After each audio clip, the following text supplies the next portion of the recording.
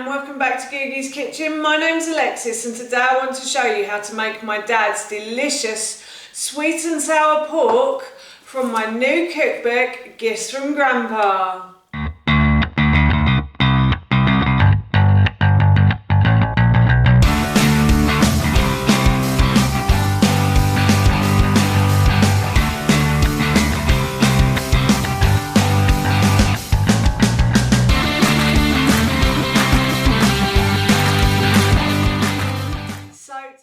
Show you my dad's delicious sweet and sour pork recipe, but before I do, if you are new to my channel, then hello and welcome.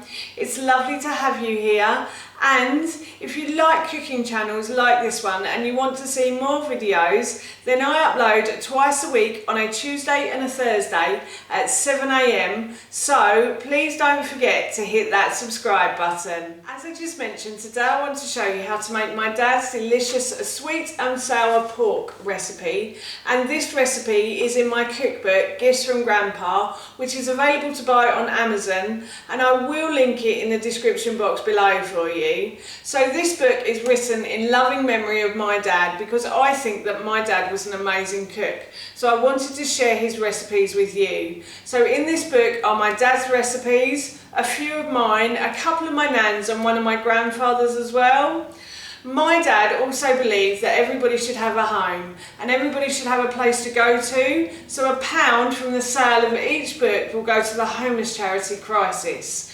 Now, on to my dad's sweet and sour pork recipe, and I have to say this is a real winner in this house. My husband and son absolutely love this dish, and it was one of my dad's favourites as well. He was a big meat and two veg kind of guy, but he did like to experiment as well, and this is actually his recipe and it's absolutely yummy. It's great for a quick midweek meal, or it can be fantastic on a Saturday night instead of a takeaway as well.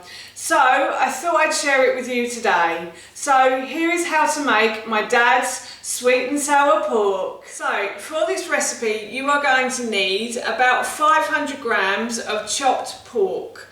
You can use loin steaks or pork steaks, that's fine. It's entirely up to you what sort of pork you want to use.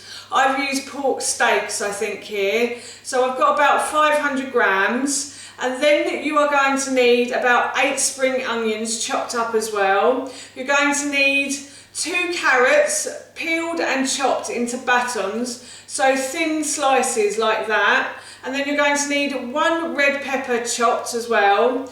You're also going to need a tin of sliced water chestnuts, and they need to be drained once you start cooking with them. And you're also going to need a tin of bamboo shoots as well. And then for the sauce you're going to need 500 mils of chicken stock, and you're also going to need 2 tablespoons of tazmari. You're also going to need 2 tablespoons of tomato puree, 2 tablespoons of apple cider vinegar, 2 tablespoons of brown rice flour or corn flour, that's to make the sauce go thick. And I've also put in this bowl a teaspoon of Chinese 5-spice as well, and that makes it taste really yummy, that 5-spice. And then you're going to need 1 teaspoon of honey, and you're also going to need at the end about 4 handfuls of chopped green beans as well. I have frozen ones here, but you can use fresh as well. And then you'll need salt and pepper to taste too. So the first thing I'm going to do is make my sauce. So I've got my 500 mils of chicken stock here, and what I'm going to do is add the tomato puree to this. So I'm just going to add 2 tablespoons of tomato puree, then I'm going to add the apple cider vinegar, then I'm going to add the tazmari to that, and then I'm going to add the honey as well, if I can get it out the bottom of the bowl. So I'm going to put that in. I'm just going to let that sit on the bottom for a while. And then I'm going to add the brown rice flour, so 2 tablespoons of brown rice flour and a teaspoon of Chinese 5-spice as well. So I'm going to put all of that into that jug, and then I'm going to mix this around, and then I'm going to set this aside because you'll need this later in the recipe. So I've put a large pan on and I'm going to put this on a high heat now, and then I'm going to add some oil to the base of the pan. Oh, a bit too much, but never mind. And I'm going to spread it around with my plastic brush now. I'm just going to spread this evenly across the base of the pan. And then I'm going to leave this to heat up, and then when it's nice and hot, I'll add the spring onions. So the pan is getting nice and hot now, so I'm just going to add the spring onions, and I'm going to fry these off until they hopefully become see-through clear, sort of translucent. I'm just going to fry these off now. So the spring onions have been frying for a good 2 minutes or so now, and they've just started to become see-through and clear and like soften as well. So they're perfect now. So what I'm going to do is add in the pork. So I've got my pork chopped up and ready to go in. So I'm going to fry this off until the fat starts to go golden. So that's when you know pork is cooked, when the fat on the edges goes golden. So as you can see, the fat has started to turn a nice golden colour, so that means the pork is cooked now. So what I'm going to do is add in the carrots and the red peppers to the frying pan, to the sauté pan. And then I'm also going to add in the water chestnuts, which I've drained in the sink, and the bamboo shoots as well. Then I'm going to start to mix these around, and I'll fry these for a further couple of minutes just to get the cooking process into all the other ingredients, so just to start them getting warm and stuff. So it's getting a little bit warm, so I'm just going to turn the heat down slightly, and I'm going to continue cooking this.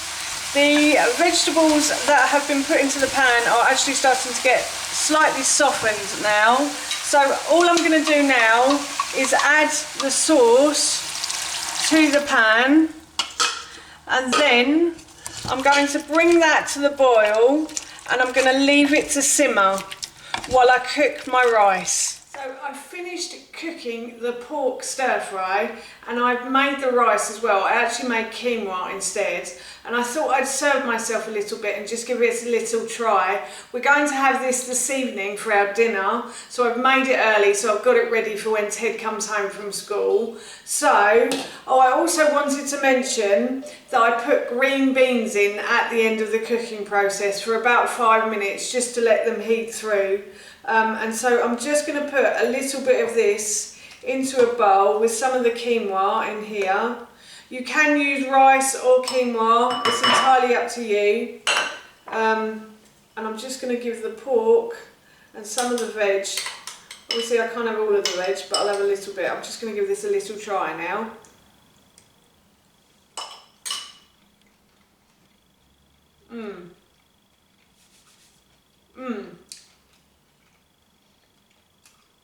That is really yummy. That is really good. Looking forward to that later. So that's how you make my dad's delicious sweet and sour pork recipe. And as I mentioned earlier, that recipe is in my cookbook, Gifts from Grandpa, which is available to buy on Amazon. And I will link this in the description box below for you. And I'll also link the recipe in the description box below too. I'm off to collect my son from school now, but when we get home, I'm going to dig into some of this delicious dish. So that's it from me. Thank you so much for watching. Please feel free to give me a big thumbs up if you enjoyed this video, and please feel free to leave any comments below. Do you like making Chinese at home, and what sort of Chinese do you like making? I'd love to know, and please don't forget to hit that subscribe button. See you all soon. Bye.